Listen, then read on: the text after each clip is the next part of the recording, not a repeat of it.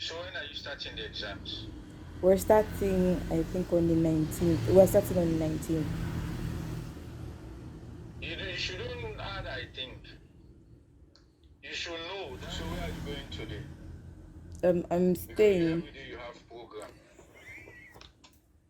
You have to be resting, no. Not too much up and down. It can lead to stress. So. Hi, this is not your usual. Hi, my name is Arimah Kathleen Sylvia Akosa Banga, but you call me the Arimah type of video.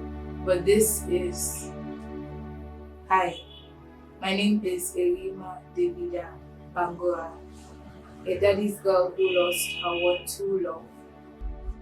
I loved my dad before meeting him and even more after meeting him.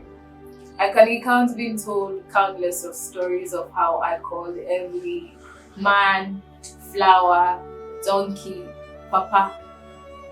That was the only word I could properly pronounce. I think that's my first word.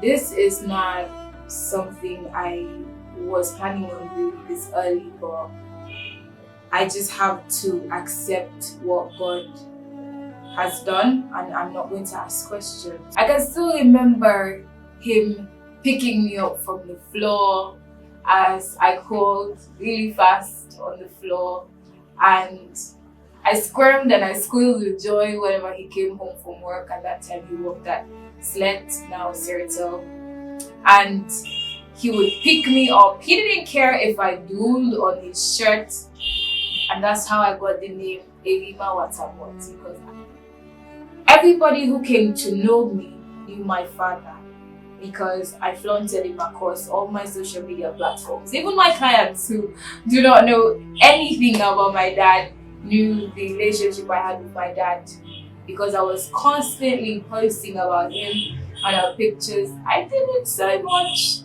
look over at my mom's because I'm always here with her. He walked away from home, so I had to give him his roses whilst he was alive. I'd like to think my dad had OCD because he always kept his surrounding neat, clean, and sparkling.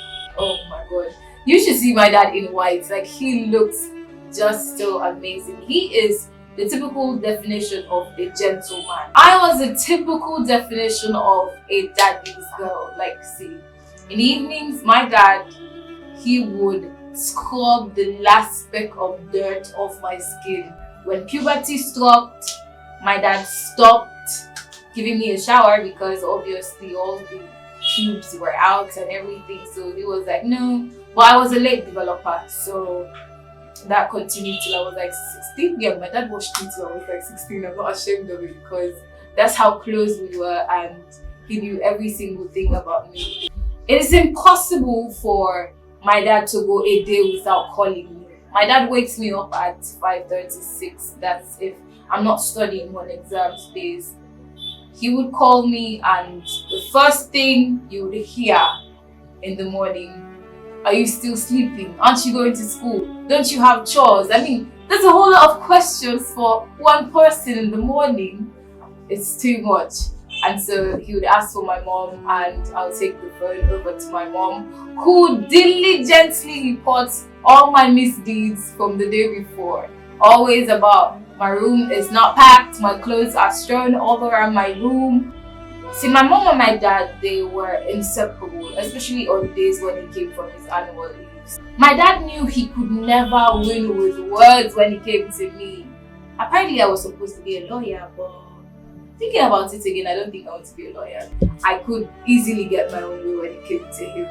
And I could just throw a title and he would be like, okay, go on, get what you want.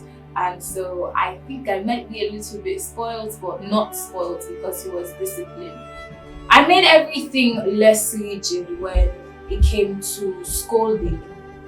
I think my dad understood, but my mom is still trying to grasp that concept. I always laugh when people are actually scolding me, or when it's like it tickles my funny bone. It's not like I want to laugh, but I'm just used to laughing because if two people are angry at the same time, then it's going to be war. My dad was an introvert. He hardly left his room. Always had his radio on to BBC listening, and he was the only person that I saw that solved mathematical problems at his leisure. I remember a day I got a sound beating from my dad when I showed him my assignment in JSS2, my mathematics assignment. Since that day, I vowed to never show him my assignment, and I was content to fail in peace. My dad was my biggest fan. Whether it came from a scrawny business idea to my YouTube videos, he constantly left reviews, and he actually advocated for my videos to be a little much more longer. And I was like, no, I already figured the algorithm of social media. I remember my dad showing me a picture of where he slept during the night shifts in his office, because he worked at Robert Flight Information Region, RFIR, in Liberia to be precise, till his demise. He showed me this picture wherein there was a cardboard thrown on the floor with a blanket there. And he said, "Can you see this picture? Do you see this picture? This is how hard I work and sacrifice for you to go to school." And since that day, seeing that picture changed my perception. And I vowed to work hard and to study hard. And I'm proud to tell you that I am doing just that. And it's quite a shame that I'm now in my final year, honors to studying political science, and I would be graduating without my father there for me. I'll definitely miss my annual shopping spree every September before my birthday, because of course my birthday is on September 13th. So my dad made it a point of duty that I could max out his account on clothes and shoes. Being a girl dad, I'll tell you that my dad knew all the trendy accessories that a girl could possibly want. Like, that man knew my taste. Like, you should see the things that my dad actually buys me. See, my dad taught me determination, the importance of education, the value of hard work, a sense of judgment, which is sound. I mean, courage and integrity. He never held back his hand when it came to my education. I went to the best schools in sub-Saharan Africa, and now I'm in the university about to graduate. For a very long time, I've always dreamt of wearing that black gown, that mitre, and that stole, with my dad hoisting me up and congratulating me for a job well done, and also walking down the aisle with my dad, and also having the father and daughter dance. All of those have been slipped away from me, and that is sad. All throughout this time, I have known that my dad loved me even before he died, because I can recall on the Thursday night to the Friday morning before he died, I sat watching over him, because my mom and I, we took turns to watch over him, and he said to me, "Arimah, go to bed. You can go to sleep now. It's just shortness of breath and it'll be okay." Daddy, I want you to know that it's not okay, because you left without any warning, any signs. It was fast.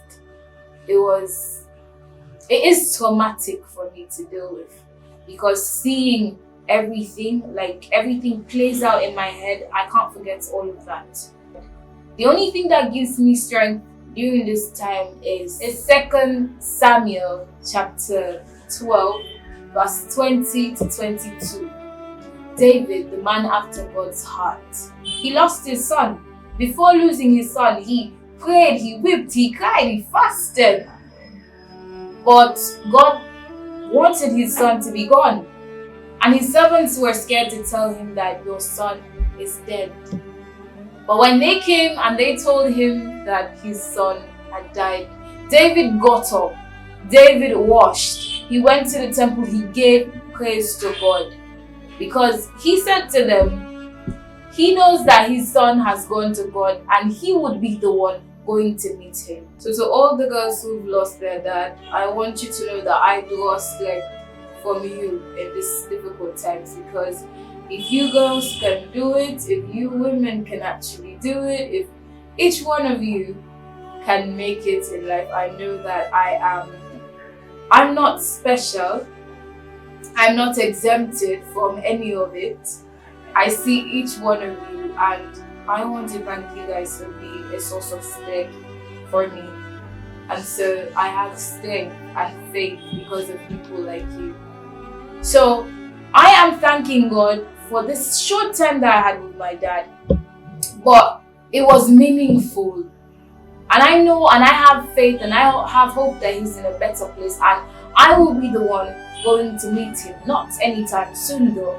When I complete every plan that he has for me, that God has for me, I will go and I will meet him. God loved my dad more than I did. So he deemed it fit to call him home. And I won't question him. Rest in peace, Daddy. And I love you always, and you will always have a special place in my heart. And that is never going to change. For me, Arimah Watamot.